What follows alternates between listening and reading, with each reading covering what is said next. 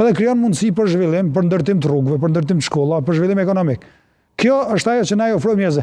Dhe duhet me dal nga ky cikel i keq që jemi fut këtë 4 vjet, ku vetëm shkeljet ligjore, vendimet kundrejt mirëqenies qytetarëve janë politikat qeverisë ditore të kësaj qeveri. E pyeta një pyetje spekulative, zënë Naxhiu, do t'ju pyes edhe juve, me që po flitet tani kjo situatë, ky e këtij ngërçi, kësaj bllokade në kuvend krijon edhe muhabete ndoshta pa qena, po ndoshta edhe diçka që edhe mund të ndodhë, shembull, një spekulim është se këtë blokadë po e bën PDK-ja dhe vetëvendosja së bashku për ta ndërtuar një lloj narracioni në të ardhmen që ta ndërtojnë një lloj koalicioni.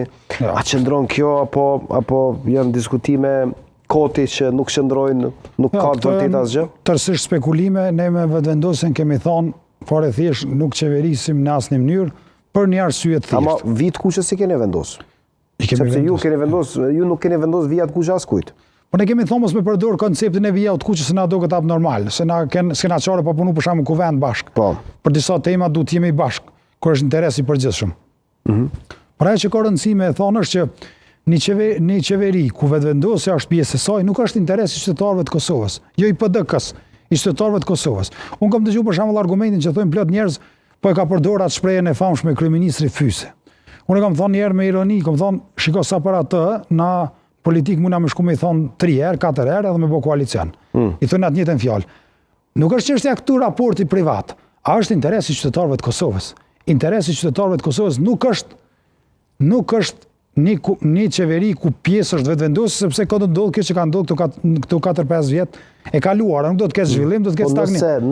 Nëse paraqitet mundësia, zoti Gruda? Unë nuk shoh asnjë mundësi dhe nuk mendoj që do të ishte interesi i Kosovës të ndodhte një gjë e tillë, sepse kjo parti është duke dhënë qeverinë e ka fut Kosovën në sanksione, nuk ka asnjë komunikim me Shtetet e Bashkuara të Amerikës, edhe një qeveri e re duhet të rivendos marrëdhëniet me Shtetet e Bashkuara të Amerikës, të ecë sanksionet nga Bashkimi Evropian edhe të hap rrugë zhvillimit ekonomik, të rrisë rrogat me urgjencë, të ul çmimet me urgjencë me mekanizmat që ka shteti përmes heqjes të VSH-s së forma të tjera, të ul çmimin e rrymes, të fillojë ndërtimin e rrugëve që kanë mbet rrugëve, siç thoshte njëri dikur, rrugë që kanë mbet rrugëve dhe të kthehemi në normalitet. Ligji të mos jetë i diskutueshëm.